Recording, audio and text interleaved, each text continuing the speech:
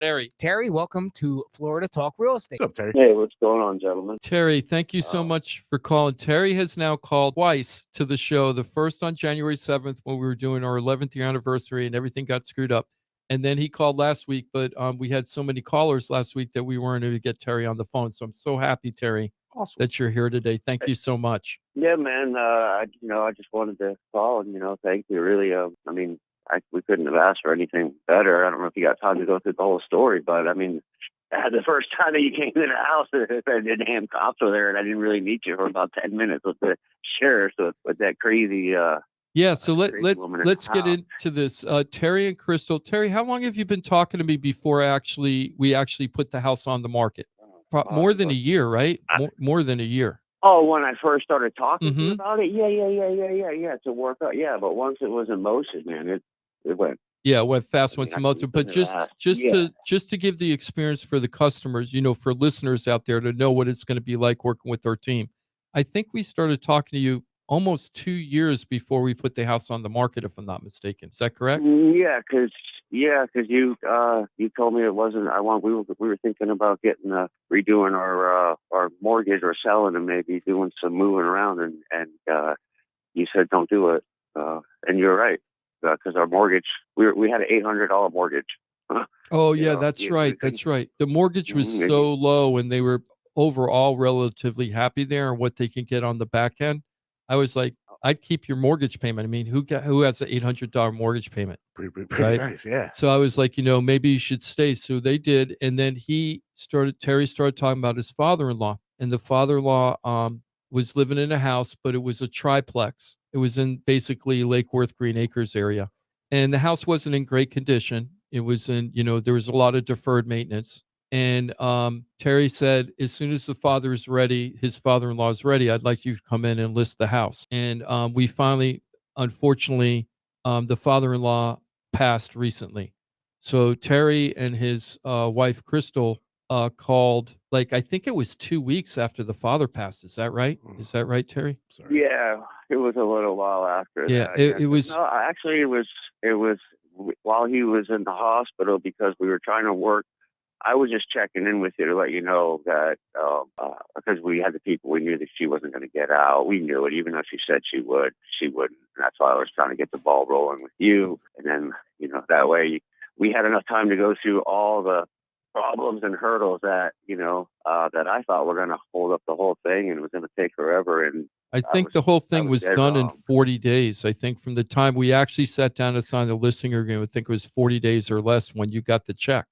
It was less. Yeah. Yeah. I think it was less than that. less than that. So this is what happened with Terry. And I have a funny story. Terry, give me permission, okay? So I'm going to tell that. Yeah. Do you mind if I tell that story first, and then I'll tell you what the results were? Yeah, go ahead. So is this the cat? Yeah. No. Oh. Okay. So Terry calls me up. Now we had talked a few times on and off throughout the thing, and I think Terry says, and I to this day I still don't remember, but Terry says I met with him once a year or 2 years ago, right, in person. Okay. Right. But then he calls me up and he's kind of telling me the father isn't doing well. The father-in-law isn't doing well, and that it might, there's tenants in there. He doesn't know how he's going to get them out. The house is in very bad condition. He doesn't know how he's going to sell it. He's very worried about that. There's code enforcement and building department issues with the property. And then he says this to me. Those all seem like very legitimate, normal concerns. Very serious concerns he was talking about, right? Yeah. So he's telling me all this stuff, and then he says this to me, and I wasn't sure what was going on. And he says this is my favorite story. So he goes, yeah.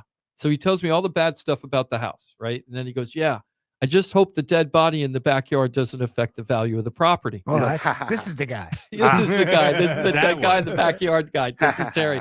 So I didn't know what to say because Terry, Terry assumed I knew what was going on with that property. And I didn't know about this particular thing.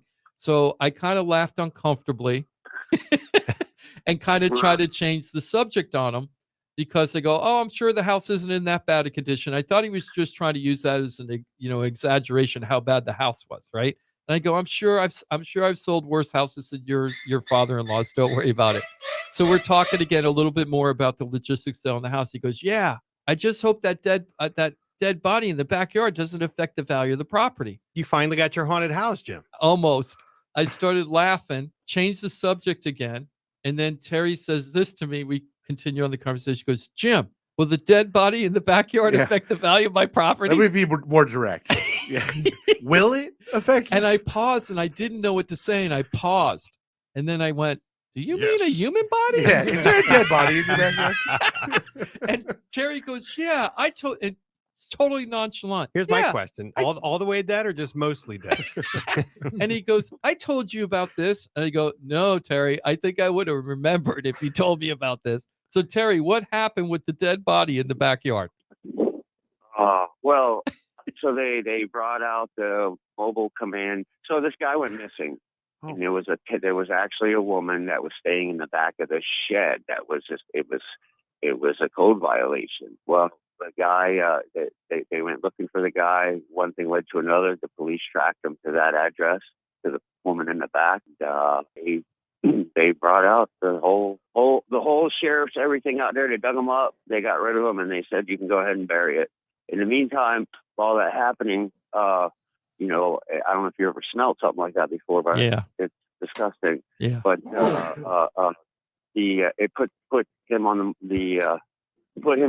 under the eyes of the code enforcement, and then that's when all those things. And that's when the building department code enforcement came in because there was some illegal structures there and things like that. So so he was really worried that it was in the news. It made the news. The sheriff's office out there with the cadaver dogs and everything. It was kind of crazy, right? So he was wondering, was it going to affect? Well, in Florida, there's no effect because you don't have to disclose anything like that. And the body was gone. If the body was still in the backyard, that would be illegal, and we would have to disclose that. So they had exhumed. Yeah, they exhumed the remains. Oh, wow. Yeah. So that was the first time when I got off the phone, that conversation with Terry that day. I walked out in the office. I go, I just had a conversation I don't have every day. And all the realtors were buzzing about this. Oh, my God, I can't believe that.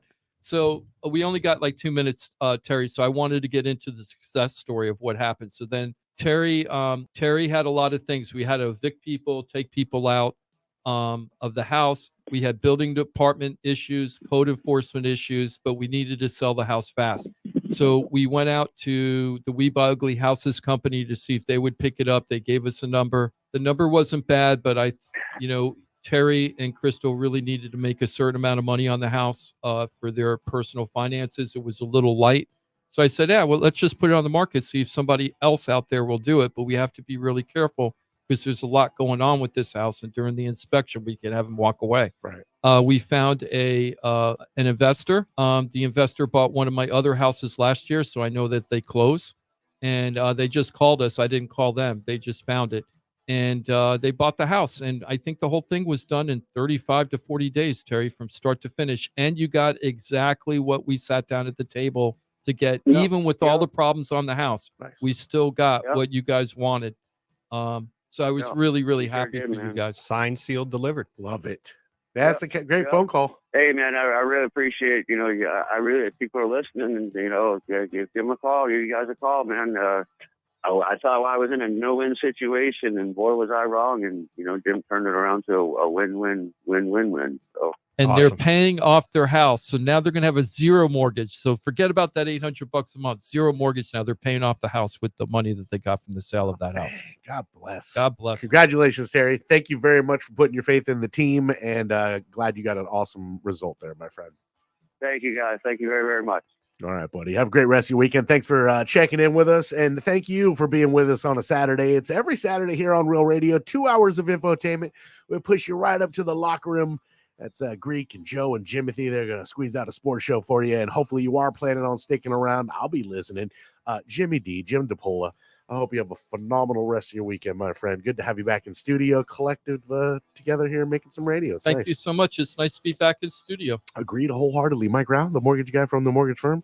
Nice to see you, my friend. Have a good rest of your weekend. Felt great to be back. Thank you. Great to be back is right. Thank you for being with us, Facebook, YouTube, and of course, on Real Radio.